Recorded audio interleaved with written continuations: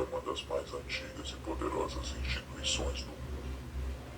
Criada há 2000 anos, ela surgiu de um homem que não foi Jesus, que cresceu até ser dona do mundo. Mas para isso, sua história foi marcada por mortes, traições, roubos, pecados e até mesmo associação com algum dos piores vilões da nossa história. E nesta nova série do canal, nós vamos contar esses segredos e mostrar o que eles querem esconder, mostrando que a maior instituição religiosa do mundo também é uma das mais ricas, possuindo tantas coisas que poderiam mudar o rumo do planeta com o seu dinheiro e a sua influência. Além disso, falaremos sobre as figuras que moldaram a igreja, os papas. Contaremos o que alguns desses poderosos homens fizeram para conseguir o poder e todas as loucuras que fizeram para mantê-lo, indo além de assassinatos de concorrentes, até a união com nazistas, fascistas, maçons, iluminatis e satanistas. Então, se você quer desvendar os segredos mais obscuros destes 2000 anos de história da Igreja Católica e todo o seu poder, não deixe de acompanhar esta nova série. Hoje começaremos com o seu início. Poucas pessoas conhecem a verdadeira história do surgimento da Igreja Católica e do seu vasto poder.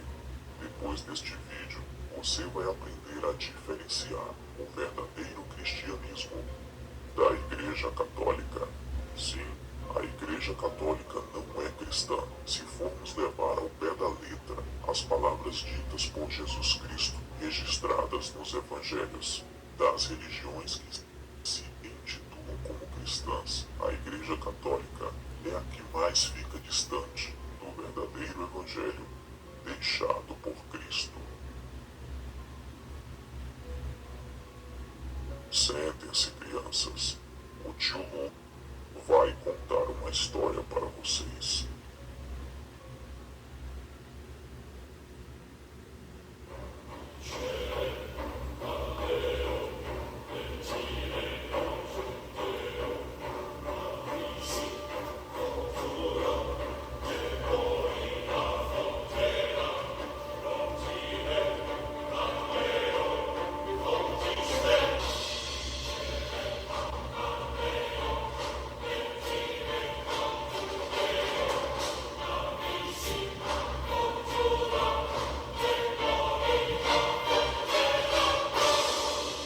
O lado obscuro da Igreja Católica, capítulo 1, o começo.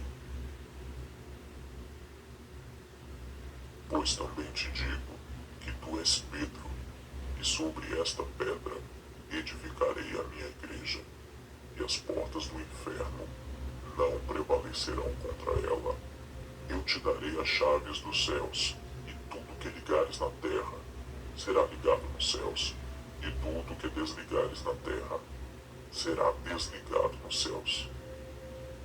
Baseando-se neste versículo que se encontra em Mateus capítulo 16, versículos 18 e 19, os primeiros católicos apostólicos romanos fundaram o catolicismo, o que é bem diferente da igreja primitiva fundada pelos apóstolos de Cristo. A igreja primitiva tinha o intuito de levar a palavra de Deus, e a igreja católica tinha o interesse de politizar a fé e controlar a população para beneficiar o Império Romano. Assim surgiu a Igreja Católica, uma espécie de primeiro Papa, que segundo eles foi o apóstolo Pedro, mas estudando o cristianismo, sabemos que Pedro nunca foi Papa e que ele nunca fundou a Igreja Católica. Durante muitos anos, a Igreja era apenas um conjunto de ensinamentos de Cristo e não uma instituição oficial, pois Roma não tinha essa religião como verdadeira. Inclusive, Roma perseguia e matava os cristãos, oferecendo os cristãos a leões, entretendo o povo nas arenas, matando milhares milhares e milhares de pessoas inocentes que apenas professavam a sua fé a Cristo. Mas no ano de 312, os problemas romanos eram muitos. O imperador resolveu oficializar o catolicismo. Assim, Constantino se utilizou da nova religião para tentar unificar seu povo.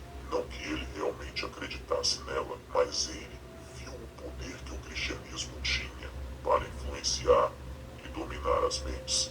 Constantino, o Grande, entrou para a história romana como o primeiro imperador romano a se converter ao cristianismo. Contudo, fica em aberto a seguinte questão: será que ele teria feito isso por pura devoção ou fora apenas uma jogada política? Constantino, antes de se tornar cristão, era um homem devoto, inicialmente, ao culto dos deuses romanos, que para o cristianismo são demônios camuflados de seres extraordinários, mas não passam de anjos caídos que enganam as pessoas. A conversão do imperador romano Constantino é considerado o fato mais emblemático na história do cristianismo, depois dos relatos bíblicos. Como decorrência desta suposta conversão, em 313 ele assinou um decreto conhecido como Edito de Milão, na qual a religião, sugerida a partir dos ensinamentos de Jesus Cristo, deixou para trás os tempos de clandestinidade no Império Romano. Porém, o reconhecimento como a religião oficial do Império só viria a acontecer mais tarde. Além disso, a promulgação do Edito serviu como pontapé inicial para a Igreja de Roma, aos poucos, alcançar a primazia religiosa que a sustenta até hoje. A explicação para esta suposta conversão do imperador Constantino é que antes de uma das inúmeras batalhas, ele teve um sonho durante a noite, e neste sonho ele viu uma cruz, e nesta cruz estava escrito as seguintes palavras: sob este símbolo vencerás. Na manhã seguinte, ele ordenou que fosse pintada uma cruz em todos os escudos dos soldados, e a batalha resultou numa esmagadora vitória do seu exército. A partir daquele momento, Constantino passou a se confessar cristão, sendo esta a razão, inclusive, para a cruz se tornar o símbolo do cristianismo. Não sei se você já percebeu, mas o símbolo do cristianismo é a arma que foi usada para matar o seu Criador. Isso é no mínimo estranho, não acha? Entretanto, a despeito desse relato, não me convenço que houve uma sincera conversão da parte do imperador Constantino.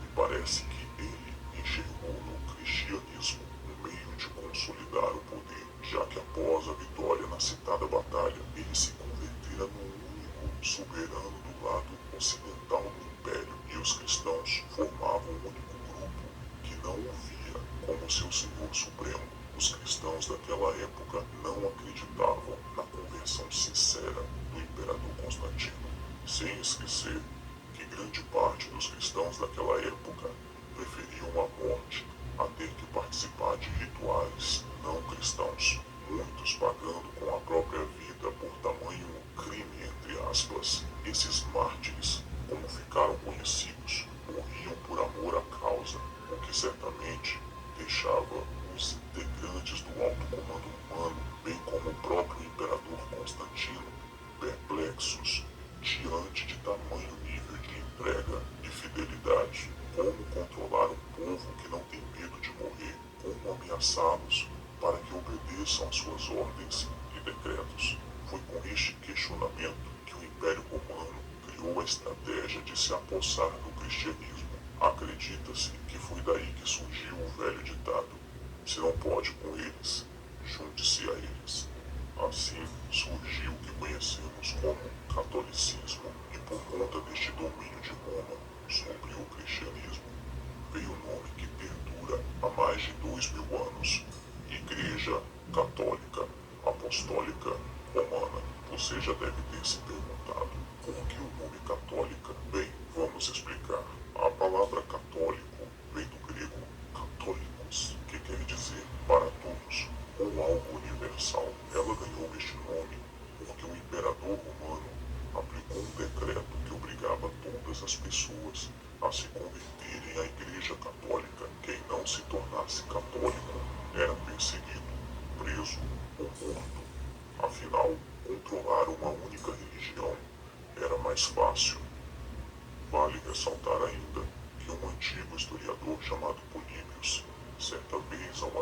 para as crenças gregas e romanas, ao final concluiu que os romanos tendiam a praticar menos iniquidades do que os gregos, pois acreditavam na existência do inferno. Diante destes fatos, Constantino, como grande estrategista, provavelmente entendeu que, uma vez controlando esta religião, teria sob suas ordens um excelente contingente humano, isto é, o cristianismo, que seria muito útil, ainda que sinceramente não acreditasse nele.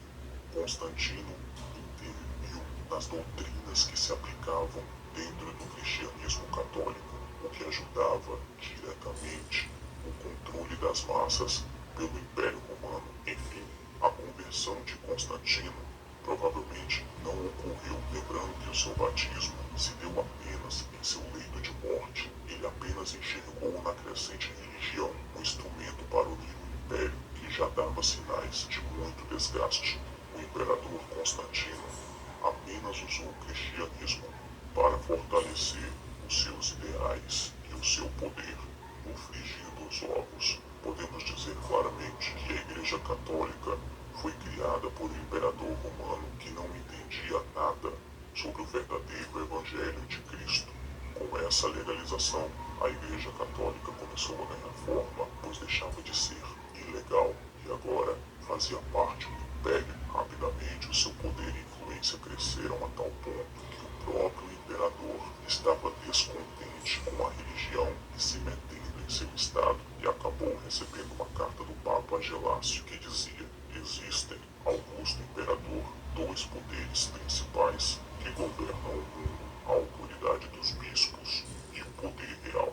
Dentre eles, o poder sacerdotal é muito mais importante. Traduzindo, o imperador romano criou um monstro que poderia engoli-lo vivo. Naquele tempo, o poder religioso tinha mais capacidade de dominação do que o poder político.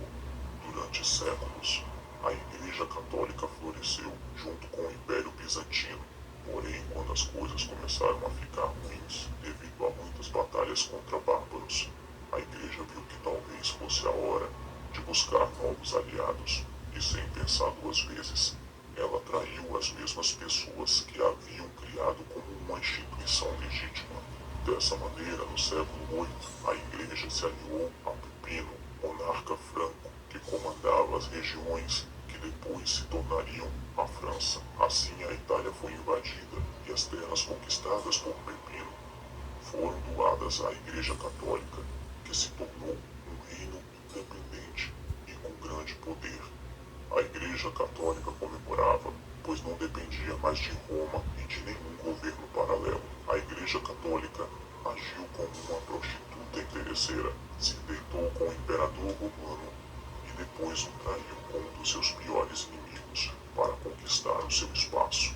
Anos mais tarde, no reinado de Carlos Magno, o Papa Leão III proclamou o monarca como imperador do Ocidente, deixando Constantinopla furiosa e também amedrontada.